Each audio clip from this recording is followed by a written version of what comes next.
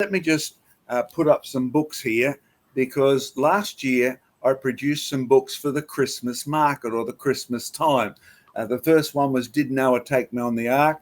It's been very popular because it's done in rhyme. It's got plenty of pictures. Now, I love rhyme. It always gets me on time. So you put this in here to answer the question, did Noah take the crocodiles on the ark, the dinosaurs, the ants? But the question that generated that book was one I got on Vision Radio. Why did Noah take cockroaches on the ark?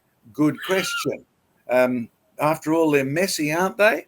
Well, if anything is, of course, you can learn why they were done, because cockroaches aren't messy at all. They're used to clean up all the rubbish in the bush. It's only when we build sewers and septics and things like that that we invite trouble from these well-trained clean-uppers thereafter. No trouble with that book. People have loved it. Kids love it. Get some from a Creation Research bookshop. Now, Steve Cardno and I, Steve's our artist, we put together a great fun colouring in game book for last Christmas. Dinosaurs, a colouring and puzzle book.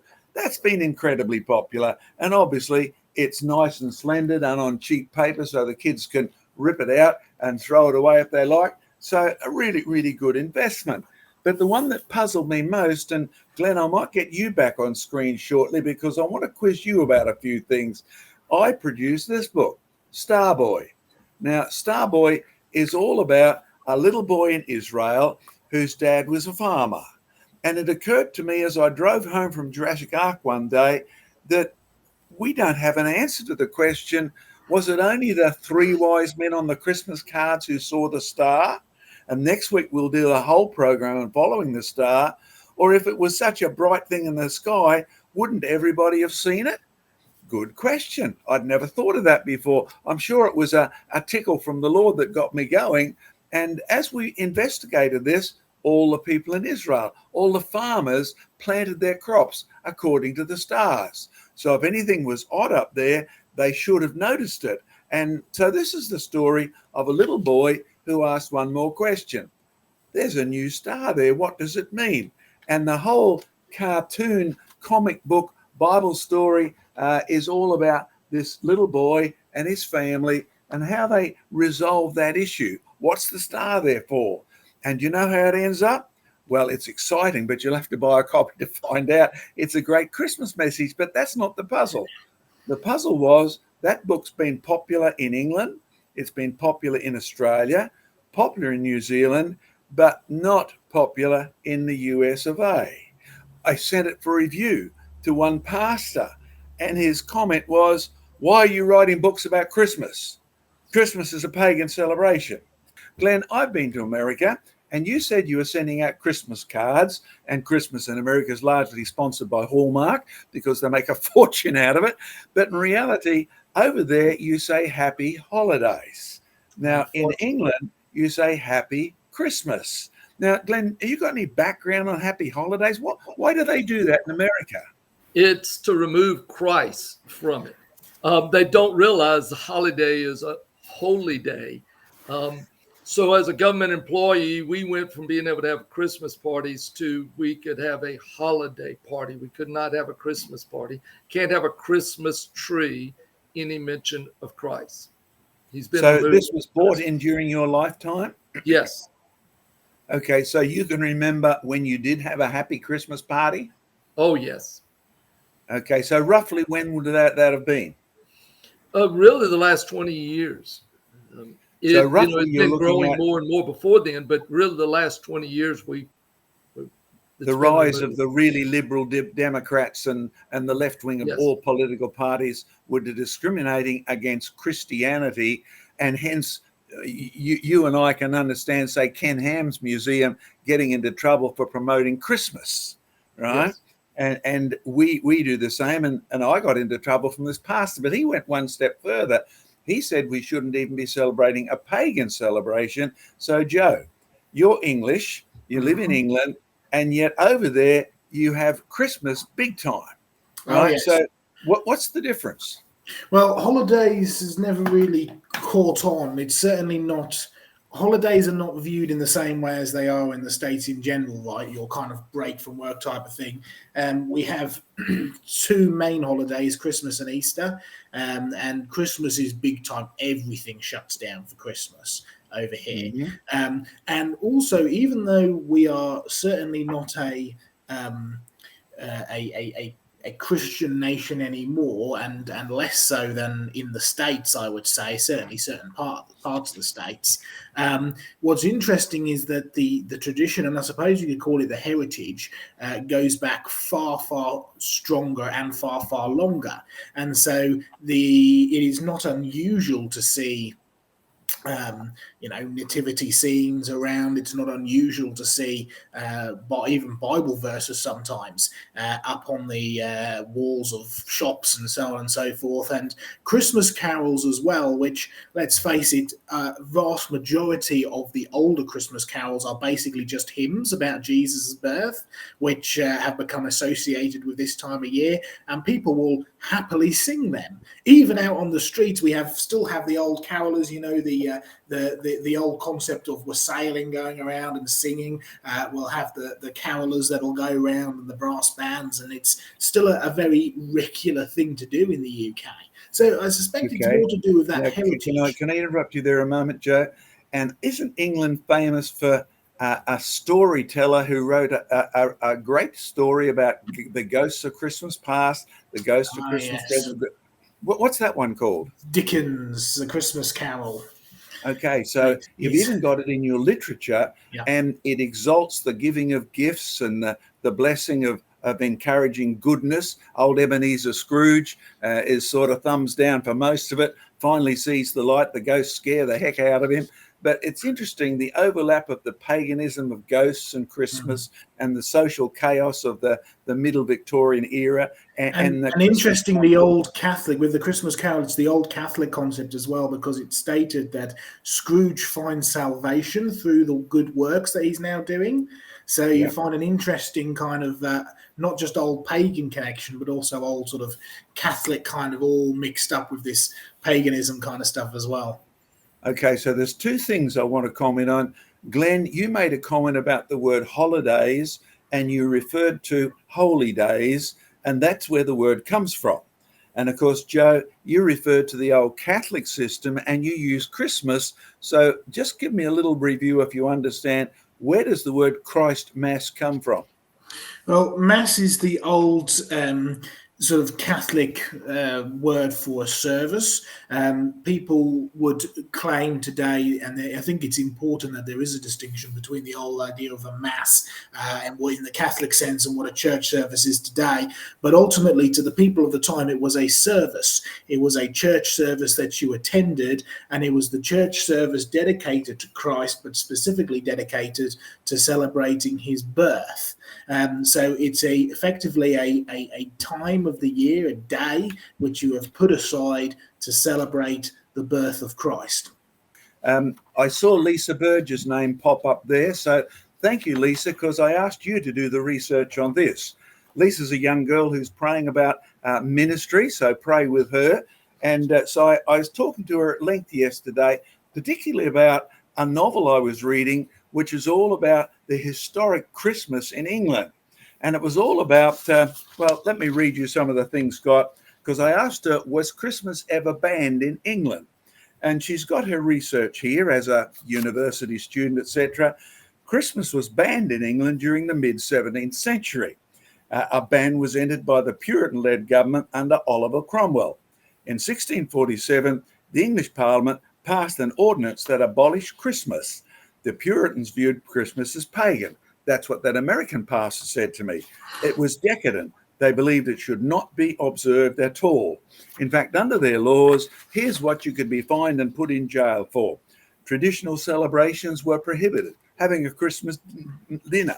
It says shops and churches were ordered, instructed by law to remain open on Christmas Day, no matter what day it was.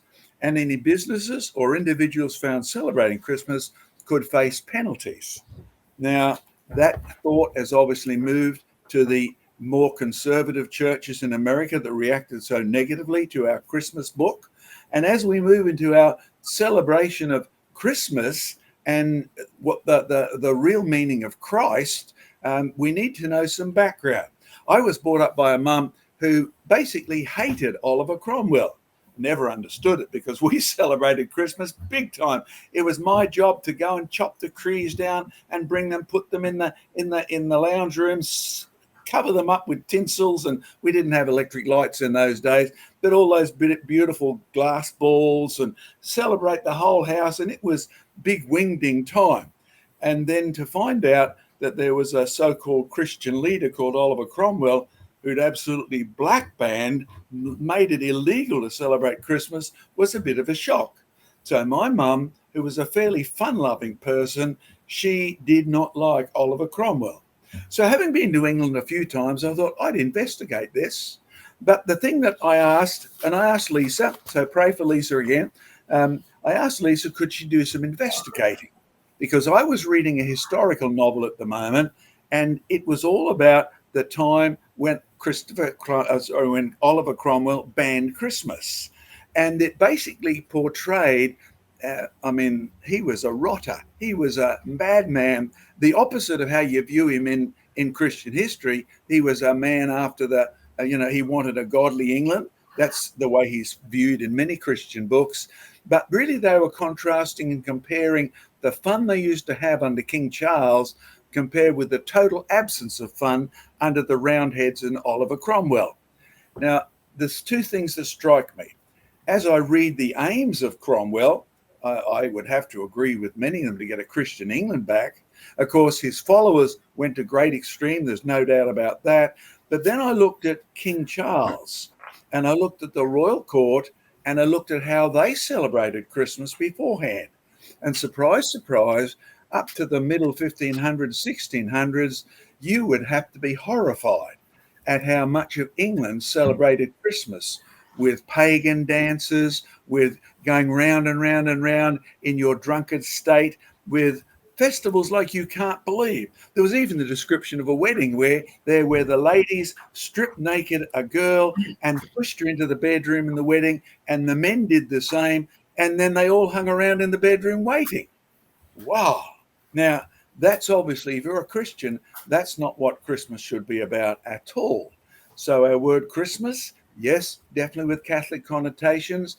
Our celebration of Christmas, definitely been through that King Charles gaudy, bawdy stuff, been through the extremes of Oliver Cromwell. It's come to America where some churches want to celebrate the purity of Christ's birth. But of course, it did leave me with a problem. If I'm going to produce a story about Jesus coming to earth and we're going to read it, then we have no other word than Christmas. We don't have any other word we can actually use to write a story about that. If you have some, then send them along. I'd be really willing to actually check those out. As I said, my job was to celebrate at Christmas time in my family and to go and get the Christmas tree. Joe, what's your knowledge of the Christmas tree and its background? The Christmas tree. Well, I'm in the right place for the background of the Christmas tree because I'm in Germany right now, which is where it originated from ultimately. Okay, bit of confusion because oftentimes you'll find that people who are trying to dismiss the entirety of Christmas because of it being purely a pagan of pagan origins, will claim that the idea of the winter solstice and the midwinter celebration, you would bring greenery into your house, and there is some truth to that, but it doesn't actually automatically translate into everything green that you bring in your house, because the Christmas tree started, it became popular in England because of Queen Victoria's husband, Albert, right, who was German, and he brought along a tradition that was in Germany of bringing a fir tree into your house and lighting candles on it. And you can actually trace that back to a particular man who started it, and that man was Martin Luther. Now, Martin Luther was a a very influential figure, slightly controversial figure. Europe was coming out of about 900 years of darkness, as the sort of Protestants call it, bringing out of these kind of Catholic, which was so intertwined with paganism that you couldn't tell what was Christian and what was pagan. And so he said, well, if we're going to celebrate Christmas, we're going to celebrate a time of the year when we celebrate Christ, let's actually make it a bit more about Christ, because his whole purpose was getting rid of decadence, right? In fact, we visited just a couple of days ago the second Protestant church, the second Reformed church, and the first church that Martin Luther designed.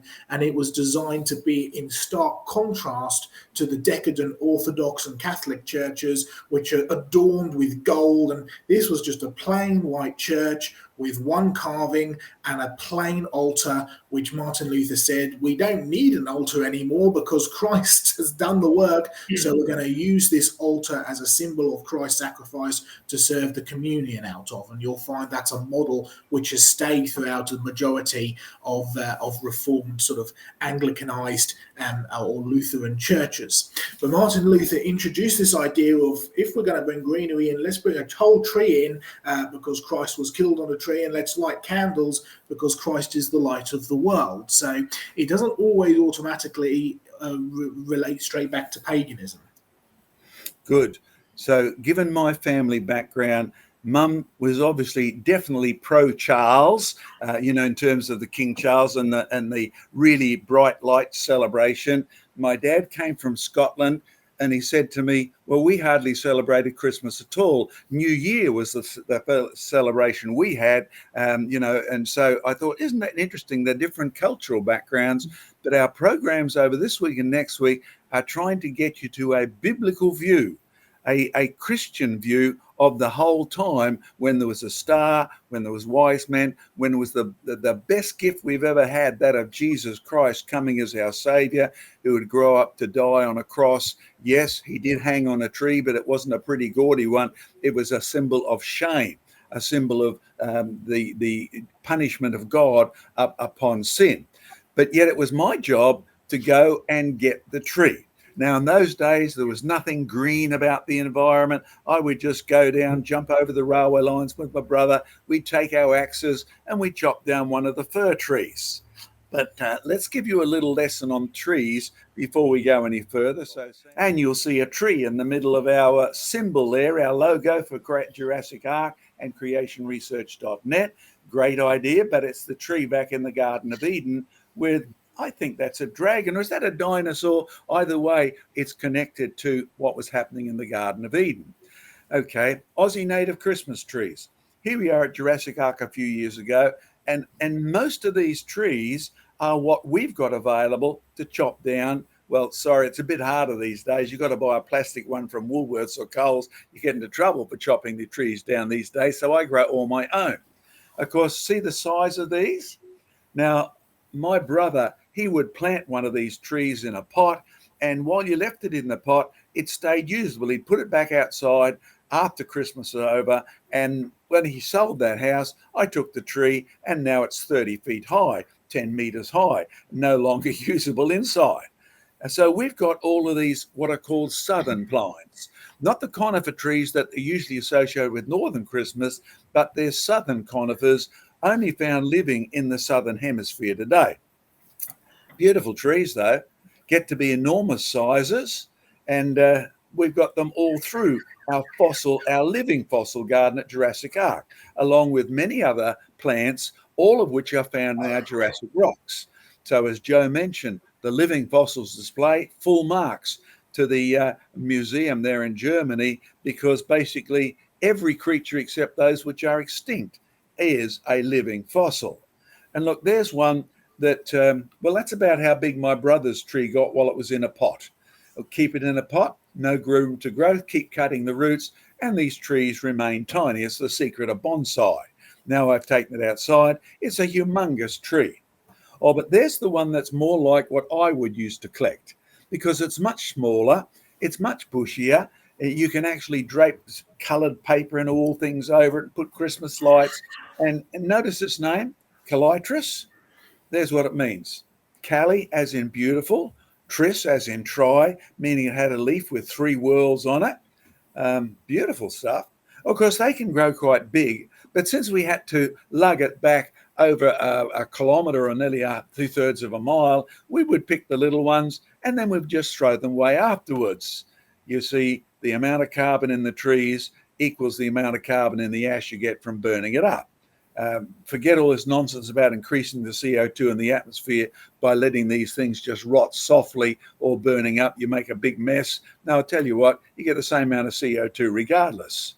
But there's what's interesting. Beautiful 3-whorled leaf, otherwise known as a dryland cypress. Well, there's one interesting thing. Since Craig is doing research on Tasmanian coal and that at the moment, this tree is found in our coal deposits. You say, so it's Australian, you've got Australian coal deposits. But the funny thing is, our living fossil garden is not in a swamp. Most of our plants, like the Araucarias, don't even like their feet wet. And when you have a look at Calitris, it lives in the dry land areas of Australia. That's why they're so easy for me to go out and get. And yet you find them in the swamp. So, Craig, as you continue your study in the coal of Tasmania, can I encourage you, check on what plants are in it, because most of them don't live in swamps. Most of them are still here, and most of them don't even like getting their feet wet. So you're back to a catastrophic origin of water that plunged over the land and ripped these, well, let's call them Christmas trees up. It's God's present in advance for a world where we would not have as much forest, not have as much beauty, not have as much energy in the wood after Noah's flood as we had before. Now, let me just do just one last section before I'll have to disappear and go and look after my darling wife this morning. As many of you know, she's suffering from dementia, so I have to actually be extra careful. So just pray for strength for me. And this, again, comes from Lisa. So, Lisa, I'm really thrilled with what you did. It's very useful. So let's see if the guys on our team know anything at all about Christmas carols. And Joe, you do caroling in England, correct? Oh, yes. What is it?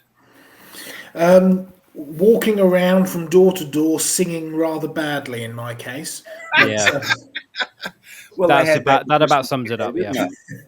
And do you do caroling in the USA, Glenn? Used to be more popular. I haven't seen it done in years. Actually, yes, it used to be. Let me just interrupt you there, Glenn, because in England, don't they tie giving gifts at the doors to caroling? Mm-hmm, they do. People giving either gifts to the carolers, or people were shocked one year when we went around giving out gifts while we were singing, and gospel tracts as well. But you would find that, yes, historically you would have people bring out, mince pies or punch or, traditionally some kind of alcohol as well. so the scene kind of got worse as the time went on. Yeah, I know. But Glenn, you've replaced the giving of gifts and the caroling with another festival where people come to your door. What's that called? Oh, Halloween. Halloween, that's right. Yes. So when you have a look, there's an interesting transition towards more paganism. And Joe himself knows that this is what's happening in England at the present time. But for both of you, or for anybody, does anybody know what the word carol means? It's a word for someone who works in an office. That's a name, Sam, not a word. You'll be in trouble. Never mind. Secretary, real trouble. Okay, just to give you... No, it just means song. Yeah, joyful song, isn't it? Well, it doesn't actually mean song. It's come to mean song, but it's related to the old circular dancing that they used to do in ancient Greek. And it's also related to the word like you corral animals. When you see how the West was won, they would round up their wagons at night in a circle and put the animals and people inside. Eventually, they would build a fence that was round because that was the simplest and easiest way to make it hold up. And so carol and circle are related. And so the word carol came to be applied to a song that could be sung over and over again, or you'd actually continually add to it. Sometimes they became quiz songs for the kids. So, Diane, there's one song where you need a lot of memory to sing a Christmas song. It's associated with the change in calendar. Do you remember the name of that quiz song that you have to remember adding things on? Oh, well, the 12 days 12 of days, Christmas. Yeah. Originally invented as a memory test of what happens when you get different gifts. But of course, what most people don't notice is if you add up all the gifts mentioned in every verse, you get 365. One gift per each day of the year. Unbelievably clever the way it's been done. And most of us miss that. But you see, when I got Lisa to look this up, I'll give you some of her report. So when you have a look, first page over here, it's got the earliest Christmas carols we've got record of, composed in the 4th century, particularly one that's a Latin one called Jesus Refulsit Omnium, which means Jesus, light of all the nations. So definitely a biblical theme in the first Christmas carols. And it says the concept of Christmas carols as we know them has changed over the years and developed. It became particularly popular in the 19th century, in which we now have still many of these. Adeste Fidelis, Come All You Faithful, Hark the Herald Angels. What's the next word? Hark, Herald Angels. Sing. And unfortunately, Charles Wesley got it wrong. Charles Wesley wrote that word, and he was famous for his songs, and that's a very famous Christmas carol, but he actually wrote, Hark How All the Welkin Rings. And it was changed by one of his friends, George Whitfield, into Angels Sing. By the way, Sam, you're modern 21st century computer genius. What's a welkin? It sounds awfully lot like Walkman. That's the closest thing I'm coming to. No, you're stuck in a cultural rut there, Sam. Welkin, by the way, is the old word for heaven. Hark how all the heavens ring, right? So we last saw that word, if you want to look it up in history, it's written on the Ashes Cricket Cup in 1882, if I remember correctly. And that's a very famous match because C.T. Studd was involved in that match. It's still on the Ashes Cup today, that word welkin. And of course, we Aussies know this because the Australians thrashed the English, right? We won that Ashes Cup, and it's been backwards and forwards ever since. But C.T. Studd, he became a Christian.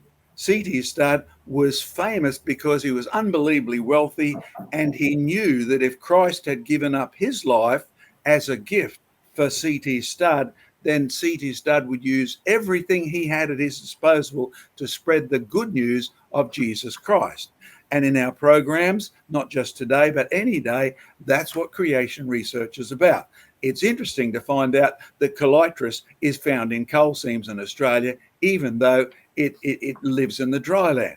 But it's more important for you to know and share, like C.T. Studd, that Jesus, King of Glory, the one who made the heavens ring, actually died for C.T. Studd and for you. And he did it on a tree, not one covered with pretty baubles, but one covered with the blood from the nails in his wrists, etc., covered from the ankle blood, covered with the blood from the crown of thorns on his head. And Charles Wesley wrote, Hark how all the welkin rings. George Whitfield changed it to Hark how all the angels sing. What's wrong with that? Anybody know? Yeah, the angels didn't sing, according to the Bible. Good. You see, as we look through carols, can I encourage you as Christmas comes, and I'll make this my last point for the moment, get your words accurate. Because if George Whitfield, famous evangelist, a man who loved Jesus with all his heart, simply picks words that rhyme and yet they're inaccurate, you will find the angels said. There's no evidence that they sang at all. They said it about the newborn king. They said it to the shepherds on high. They said it. In fact, Joseph, just since we're talking about shepherds here, to finish this off before I leave, when we look at Christmas cards, they're often covered with snow.